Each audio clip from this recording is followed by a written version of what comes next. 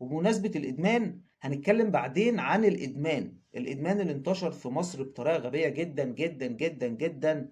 والناس دلوقتي أغلبيتهم إن ما كانش كلهم يعني إلا من رحم ربي مدمنين. اللي مدمن على الأفلام الإباحية والعادة السرية، اللي مدمن على الخمور والبيرة والشعير، اللي مدمن على الحشيش والبانجو، اللي مدمن على الكيتامين والترمادول، اللي مدمن على الكيتامين والترامادول والابيتريل والسومدريل، اللي مدمن على الشابو والشدو واللي مش عارف ايه والايس والبودرة. فكل واحد عنده ادمان معين. للاسف الشديد في حاجة غلط بتحصل. فهل المشكلة فين بقى؟ المشكلة فين عشان نحاول نحلها؟ وعايز اقول حاجة كمان يا جماعة، ان الموضوع بقى صعب جدا للستات والحريم والنسوان والبنات، لكل الاصناف. الستات اللي هم كبار في السن والمتوسطين في السن والصغار في السن والأطفال والبنات، حتى العيال الصغيرة بيتم التحرش بيهم في المواصلات وفي الشوارع وفي الحارات وفي سناتر الدروس. فالموضوع بقى غريب مريب عجيب. في مصيبة يا جماعة، في مصيبة بتحصل يا جماعة.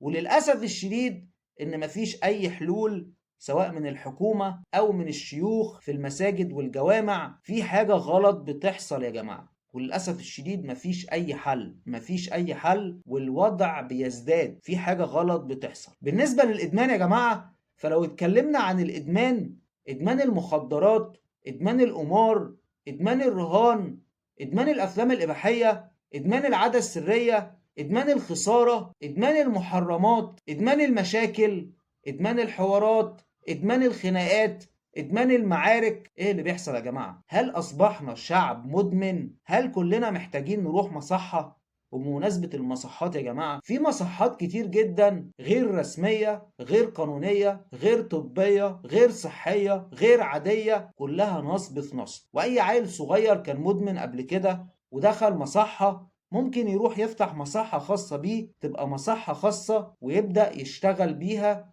ويبدأ يشتغل فيها وينصب على الناس، وهو أصلا مش مؤهل علميا ولا طبيا ولا نفسيا ولا أي شيء إن هو يعالج الناس. هو أصلا من أساسه لسه مدمن ومحتاج للعلاج. لكنها سبوبة حلوة طالما هو عامل سعر كويس، وطالما هو جايب مكان مأجر مثلا عمارة 5 6 7 8 9 10 شقق، وجايب شوية ناس زيه اللي هم مدمنين متعافين أو لسه مدمنين عادي، وبيعالج الناس وبياخد على الراس في الشهر، لأن هو طبعا بيتعامل مع الناس إن هم خرفان، إن هم ماشية، إن هم معيز، فبياخد على الراس في الشهر 8000 10000 جنيه واشحن وعبي. وأيوة يا جماعة، للأسف الشديد انت ممكن تشحن اي حد لاي مصحة وهو اصلا من اساسه مش مدمن، ولا عمره ما شرب سيجارة، ولا يعرف اي حاجة عن المخدرات ولا البانجو ولا الحشيش ولا اي شيء خالص، ولا عمره ما شرب مية ولا خمرة. ممكن تشحنه ب 500 600 جنيه وتدفع له 9000 جنيه في الشهر وتدمر له مستقبله. وطبعا الناس بتخرج من المصحات دي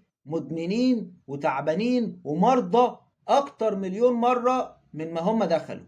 فالموضوع بقى سيء جدا ومن سيء لأسوأ. فهل في حل لمشكلة الإدمان؟ للأسف الشديد يا جماعة يعني الإدمان صعب يا جماعة.